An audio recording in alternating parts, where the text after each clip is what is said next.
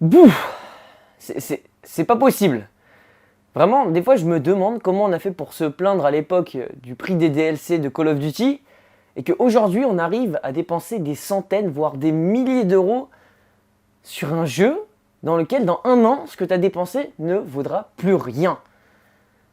C'est pas possible. Et je me pose la question autant qu'à vous, qu'à moi, parce que même moi, j'ai dépensé plus de 100 euros, ou peut-être plus de 200 euros sur le mode FUT, en achetant des points, en sachant que,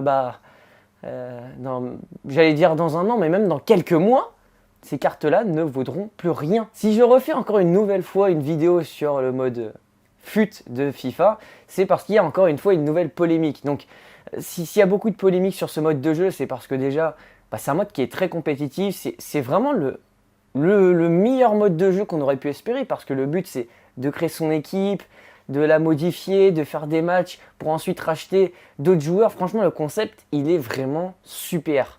Mais quand tu rajoutes cette petite chose du fait que tu peux rajouter du vrai argent, c'est pas tu dois, c'est tu peux rajouter du vrai argent, et ça fait que le château de cartes, il s'écroule. Ça peut être du grand n'importe quoi. Et donc, oui, c'est ça, c'est que tu peux acheter, mais si tout le monde se met à acheter, ça devient très compliqué. Et le verbe pouvoir se transforme en verbe devoir. Tu dois acheter si tu veux être compétitif.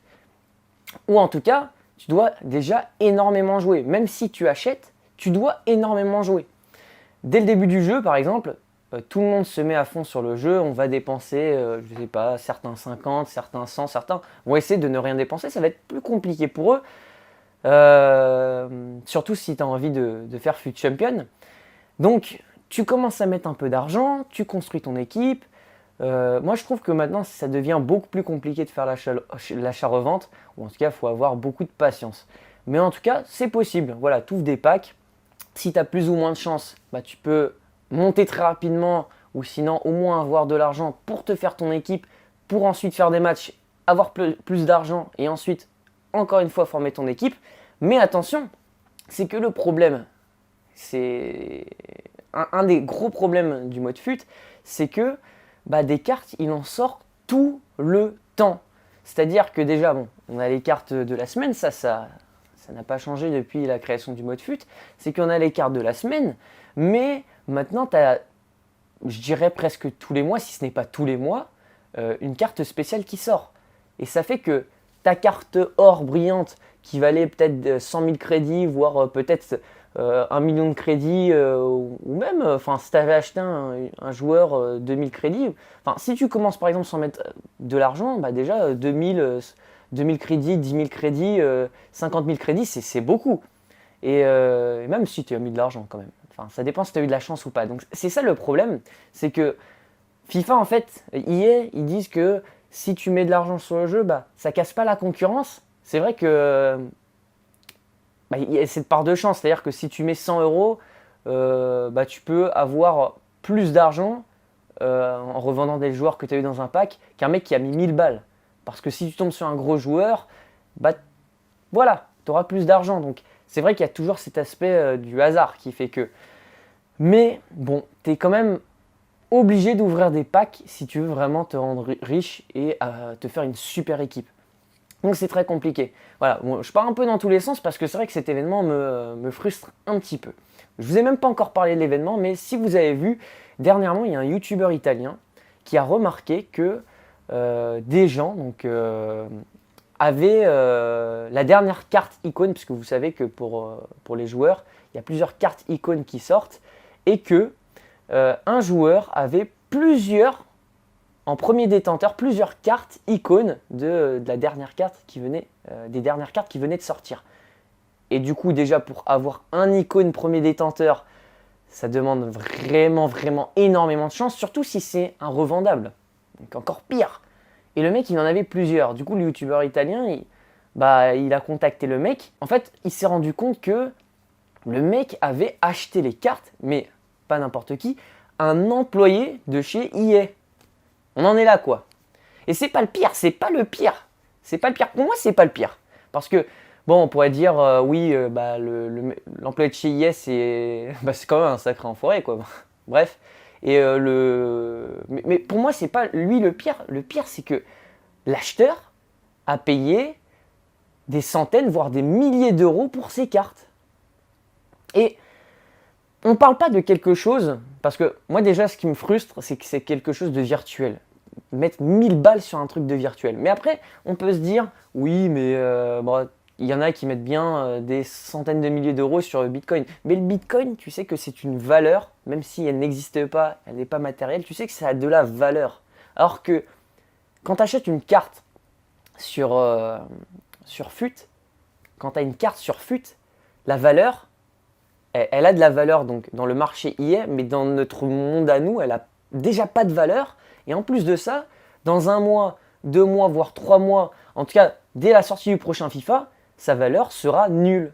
Plus personne voudra acheter ta carte. C'est-à-dire que les milliers d'euros que tu auras dépensés, partis en fumée. Et les gens sont prêts à quand même acheter ces cartes. C'est ça qui me rend fou. Et on ne parle pas de gens qui touchent des centaines de milliers d'euros par mois, voire des dizaines de milliers d'euros par mois. On ne parle pas de gens riches, de bourgeois. Tout le monde s'est mis à accepter déjà le fait de dépenser des centaines d'euros dès la sortie du jeu. Et c'est ça qui me rend fou. C'est que vraiment, comme je le répète, on est passé de « Ah, ça fait chier de dépenser pour quelque chose qui n'existe pas » à trouver ça normal de dépenser vraiment un SMIC dans un jeu. C'est... À la limite, j'ai envie de te dire, même si ça me fait chier de le dire, c'est que si tu es un joueur pro sur FIFA, bah, forcément, si tu veux être compétitif, tu es quand même obligé de dépenser de l'argent. Et au final, bah, tu dépenses cet argent, mais derrière, bah, tu en regagnes. Je sais pas, en gagnant des tournois, en faisant des streams, bref.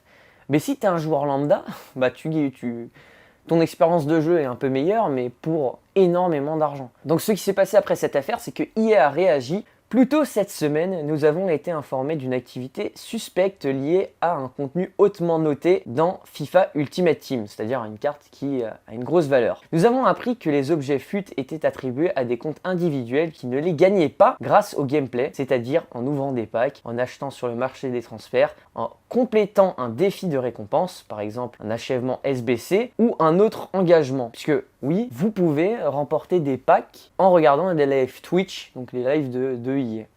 Donc vraiment, il faut se dire une chose, c'est que c'est pas anodin de dire ça, c'est que les packs et les crédits, c'est vraiment devenu comme une monnaie.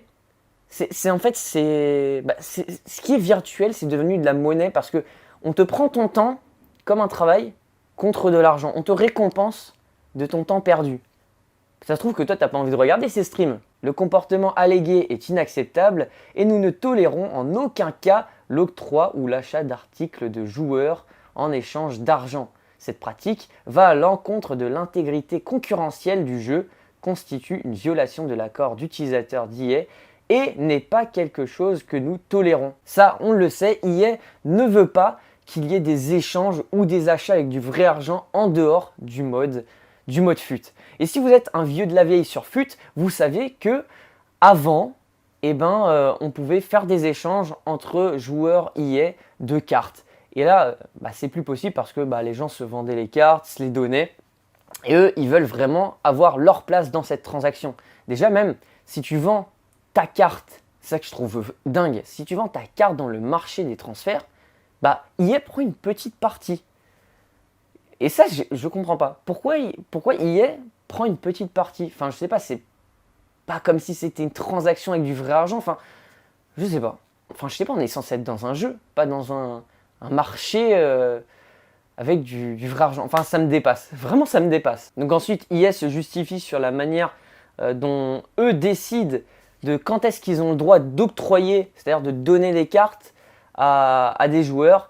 Donc, la première chose, par exemple, si un joueur a été supprimé par rapport à un bug ou quelque chose, il s'autorise le droit d'offrir une carte à un joueur.